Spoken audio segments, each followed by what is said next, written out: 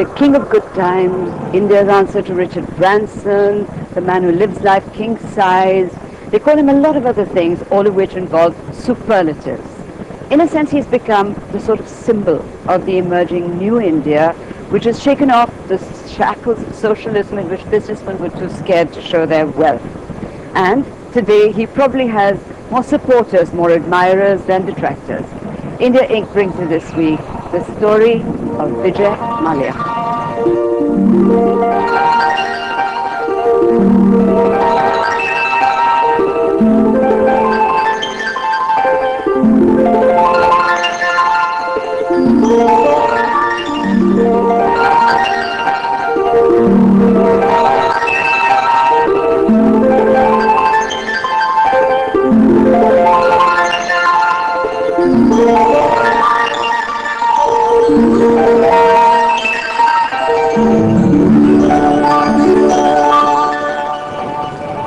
Which poor?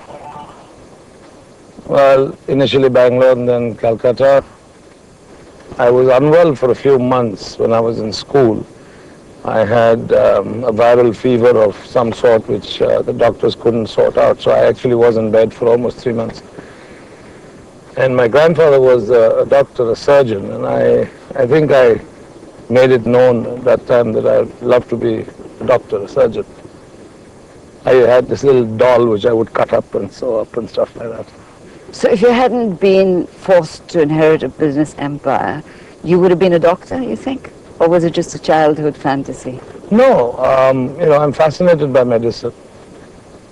And your father, tell me about him. What was he like as a person? He's the one who built the foundation of the empire, didn't he? Yeah, he bought United Breweries in 1947 and worked relentlessly to build the business thereafter. Had a heart attack in '63, I believe it was, when he was very young. That didn't slow him down. He just went at it. He was very hands-on. And, had obviously the right vision, because in '77, when Morarji Bhai was Prime Minister and advocated prohibition, he actually bucked the trend and went and acquired more breweries in the country. But yeah, he was very hands-on, and I think till his very end he just pushed himself very, very hard. What was he like as a person? A person who was very shy, had a very, very close circle of friends with whom he was comfortable, didn't like big social gatherings, was extremely punctual. I guess also because of his heart condition was very conscious of time and leading a very disciplined life. But I think he was more an introvert than an extrovert. Vijay Mallya was 26 years old when his father died, and he inherited a liquor empire at the height of the license quota permit Raj, a time when the liquor business was frowned upon and discouraged. One had to go to Delhi for everything. Well, another thing which is peculiar to this business, or our core business, is the fact that under the provisions of our constitution, liquor is a state subject. So the central government really has no control. The states can decide policies on licensing, taxation, distribution, and so on.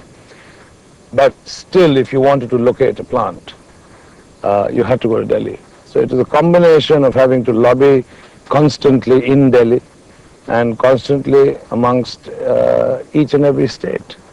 It was frustrating.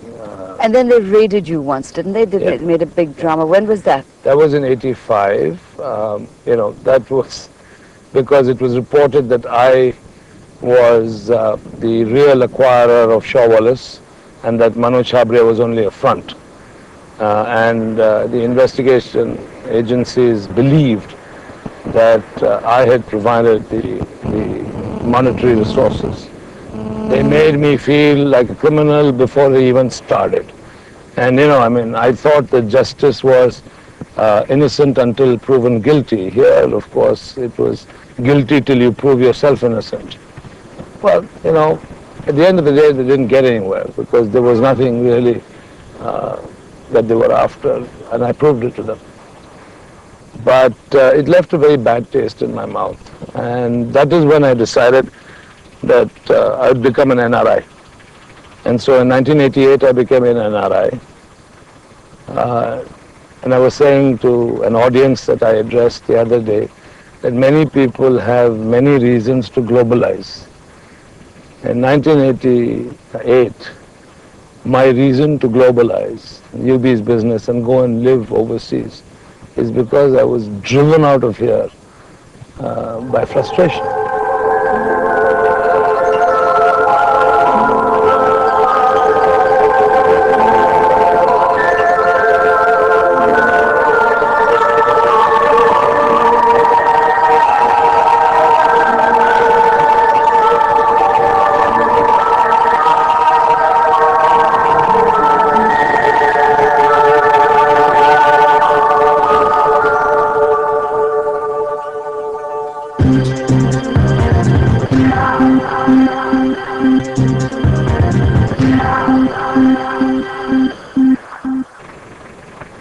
The liquor business remains heavily regulated despite liberalization and despite the industry paying more than 25,000 crore rupees annually in taxes to the central and state governments. So absurd are some of the regulations that India has that the same number of liquor shops exist today as did 50 years ago, and there are states in which the price of liquor is controlled by the government. Vijay Mallya has now chosen to go into the airline business, which faces the same sort of regulatory problems. What are the controls on the airline business? What hurdles do you face there? Well, you know, I mean, in every country, aviation is regulated because there are several safety issues. There are issues where, you know, you're carrying passengers, you're carrying lives, and so you have to have a regulator that makes sure that you're doing things properly. But we have several antiquated policies. For instance, the route dispersal guidelines. The route dispersal guideline actually means that if you fly, let's say, between Bombay and Delhi, you have to fly between a metro and a non-metro. You also have to fly to either the northeast or to Jammu and Kashmir. And then you have to do an internal flight within Jammu and Kashmir or the northeast. Now, when there were 3 or 4 airlines around 10 years ago, it was all right. And the logic, of course, was that Indian Airlines is made to fly to remote parts of the world due to political compulsion, not necessarily economic justification. All that was fine up to a point. Today you have 10 airlines in India. Now, how many Airbuses or Boeings can you send to Jammu and Kashmir and the Northeast every single day? You take the case of the fact that we are the only country in the world which will not permit a private airline to fly internationally until you complete 5 years of domestic flying.